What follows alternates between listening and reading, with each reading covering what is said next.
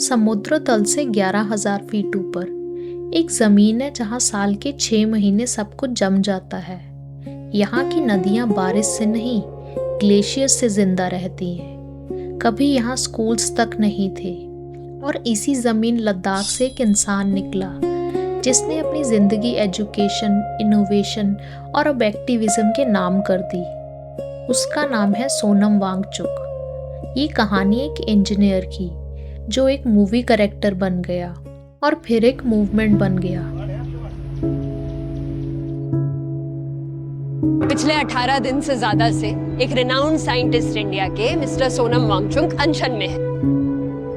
Activist Sonam Wangchuk, who has been on a hunger strike for more than 20 days, has agreed to end his fast today only if his 3 conditions are fulfilled. Delhi के जंतर मंतर पर एक 59 साल का आदमी पिछले 18 दिनों से भूखा बैठा है। ये व्यक्ति है सोनम वांगचुक।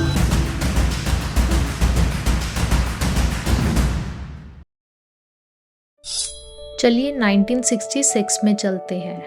सोनम वांगचुक का जन्म 1966 में हुआ लद्दाख के एक छोटे से गांव ओलिए टोकपो में। उस वक्त लद्दाख बहुत दूर दूर तक दुनिया से कटा हुआ था। ना सड़कें अच्छी थी ना स्कूल्स।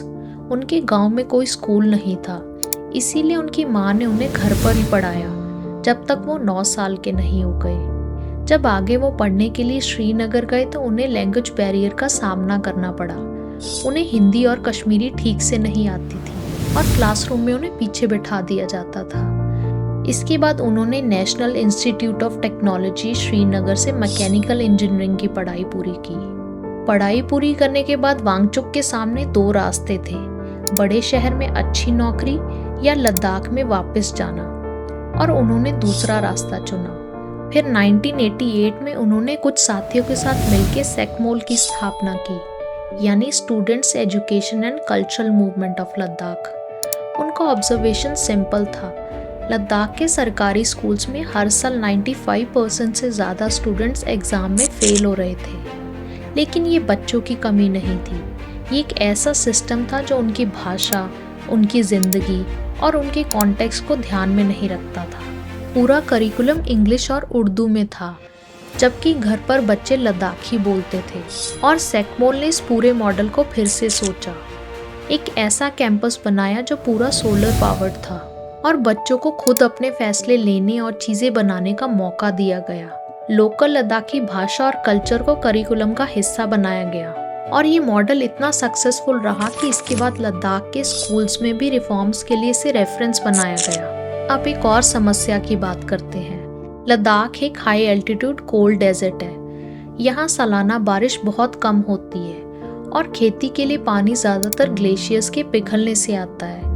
लेकिन क्लाइमेट चेंज की वजह से ग्लेशियर्स पीछे हट रहे हैं और पानी का टाइमिंग किसानों की ज़रूरत से मैच नहीं करता।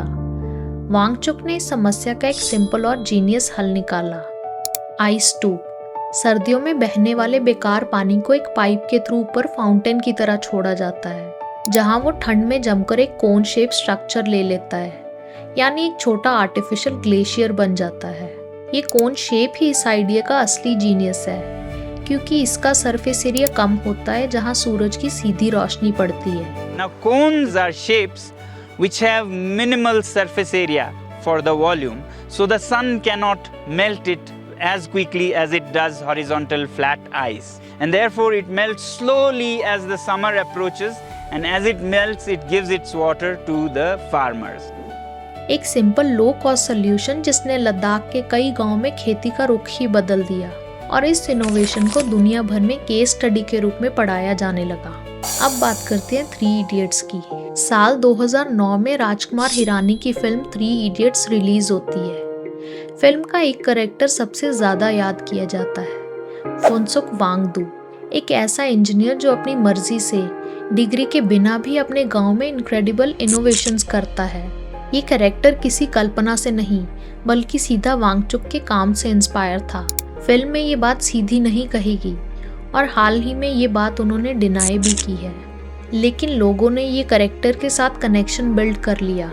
उनका सेकमोल मॉडल, उनकी अलग तरह की सोच और उनका अपने गांव लौटने का फैसला, ये सब इस कैरेक्टर की नींव बना। फिर साल 2018 में उनके एजुकेशन और सोशल वर्क के लिए उन्हें रेमॉन मैग्सेसे अवार्ड दिया गया, जिसे एशिया का नोबेल प्राइज भी कहा जाता है।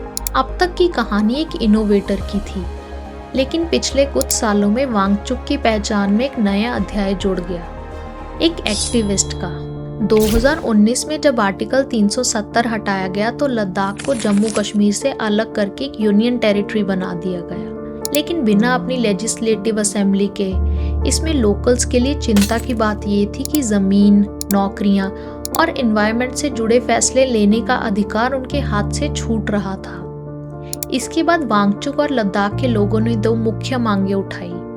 लद्दाख को पूरी स्टेटहुड दी जाए या 6 शेड्यूल का स्टेटस दिया जाए, जो ट्राइबल एरियाज की ज़मीन, कल्चर और एनवायरनमेंट को स्पेशल प्रोटेक्शन देता है। वांगचुक के लिए ये सिर्फ पॉलिटिक्स नहीं थी। उनका कहना था कि लद्दाख में छोटी सी कंस्ट्रक्शन या माइनिंग एक्टिविटी ग्लेशियर्स और पानी के सोर्सेज को हमेशा के लिए बदल सकती है। इसी मांग को लेकर उन्होंने कई बार हंगर स्ट्राइक्स की। फिर आया सितंबर 2025, एक टर्निंग पॉइंट। वांगचुक एक 35 दिन की हंगर स्ट्राइक पर बैठे। तभी ले में हो रही प्रोटेस्ट ने वायलेंट मोड़ ले लिया। प्रोटेस्टर्स और सिक्योरिटी फोर्सेस आमने सामने आ गए, गाड़ियां जलाई गई और कई लोगों की जान चली गई। पूरे शहर में कर्फ्यू लगा दिया, 50 से ज़्यादा लोग डिटेन किए गए और वांगचुक को नेशनल सिक्योरिटी एक्ट के तहत कुछ समय के लिए हिरासत में ले लिया गया। और अब हम वापस आते हैं आज के वक्त में। 2026 में वांगचुक एक नए लेकिन देशव्यापी मुद्दे के लिए फिर से सामने आए, नीट पेपर लीक स्कैंडल। जब ये खबर बाहर आई कि मेडिकल एंट्रेंस एग्जाम का पेपर लीक हो गया है, तो स्टूडेंट्स और उनके परिवारों में गुस्सा फैल गया। एक नया यूथ लेड मूवमेंट, कॉकरोच जनता पार्टी खड़ा हुआ, जो एजुकेशन मिनिस्टर के इस्तीफे की मांग कर रहा था। वांगचुक उनके साथ सॉलिडेरिटी में दिल्ली के जंतर मंतर पर हंगर स्ट्राइक पर बैठे। सारे कॉकरोचों को, cockroach in chief, all the cockroaches, commanders और जो सब यहाँ पर जमा हैं, आप सभी को मेरा फिर दोबारा लद्दाख के पहाड़ियों से अभिनंदन। और 20 दिन से ज्यादा भूखे रहने के बाद उनकी तबीयत इतनी बिगड़ गई कि 18 जुलाई को दिल्ली पुलिस उन्हें जबरदस्ती हॉस्पिटल ले गई।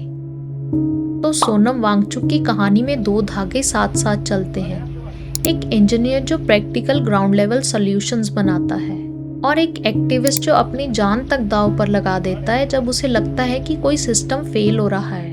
उनके सपोर्टर्स उन्हें एक निष्काम समाज सेवक के रूप में देखते हैं, जिन्होंने अपनी पूरी जिंदगी लद्दाख और इंडिया के स्टूडेंट्स के लिए समर्पित कर दी। लेकिन कुछ क्रिटिक्स का मानना है कि बार बार हंगर स्ट्राइक से प्रशासन या बातचीत की बजाय टेंशन और अनरेस्ट बढ़ सकता है, जैसे 2025 में देखा गया। ये वीडियो किसी एक नजरिए का समर्थन नहीं करता, लेकिन एक बात स्पष्ट है, जब एक इंसान जिसने अपनी जिंदगी स्कूल्स और ग्लेशियर बनाने में लगाई खुद देश के सबसे बड़े इंस्टीट्यूशनल स्कैंडल्स के खिलाफ खड़ा हो जाए, तो ये सिर्फ उसकी कहानी नहीं रहती। ये सवाल बन जाता है कि हमारा सिस्टम अपने लोगों, अपने स्टूडेंट्स और अपने फ्रेजाइल इकोसिस्टम के साथ कैसा व्यवहार करता है।